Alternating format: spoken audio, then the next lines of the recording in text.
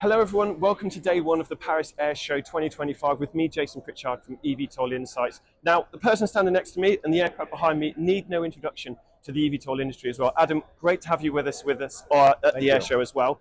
We've got midnight here, but there's already been a bit of a big announcement announced with Archer 2. Can you tell us a little bit more about that, please?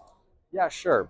So the goal has been to find a way to introduce the aircraft to the world and find early launch markets that are excited to see these aircraft fly, begin the community engagement side of things, begin the regulatory work, and really just showing the world that these are great products. And so today we announced a deal with Indonesia where we'll be bringing these aircraft there, and it's our third launch edition customer. So that's these early markets that are excited about the tech, and we're happy to bring them forward. Excellent stuff. And for you as well, Adam, and bringing Archer here, it was at Paris in 2023 as well. The significance of midnight here, where people can have a look at the aircraft, take photos, step inside it as well. It's getting real now. What responsibility then do you and the team of Archer have with telling people that this is going to be here, and it's going to be here quicker than people might think? So the goal is to launch this year in the UAE. And so that really means bringing people along this journey. And so, like you said, we were here a few years ago, but there's a lot of stuff that's happened in the industry, a lot of regulatory frameworks that have been put in place, a lot of partners that have joined in, a lot of capital that's come into the industry. And it's a way for us to really showcase that to the world and get everybody excited for the upcoming launch. Excellent stuff. And there's been some really exciting announcements with Archer, notably the flight test campaign.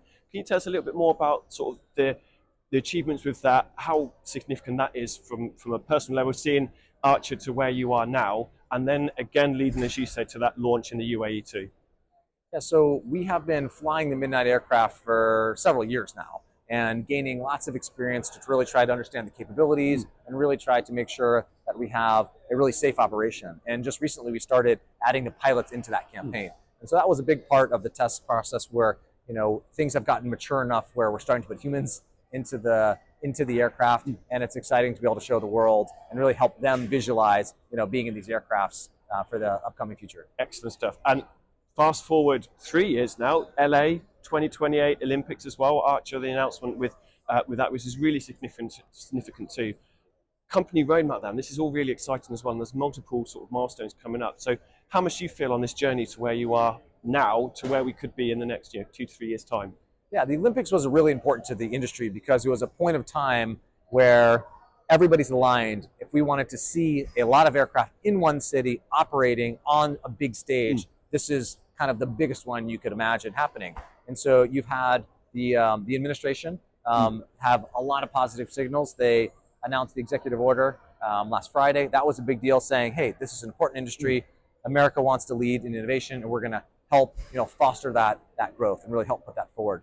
But if we're going to launch in 2028 for the LA Olympics, we need to get these aircraft certified. Before that, we need to start flying these aircraft around and really bringing the community along with us for that. Excellent. So the Olympics did, I think, really mark an important milestone to say, this stuff is here, we're ready, and it's time to go scale. Excellent. And final question from me, Adam. What can our audience expect from Archer for the end of 2025? You mentioned the launch in the UAE, which is really exciting, but yeah, what's the plan then ahead of the end of this year?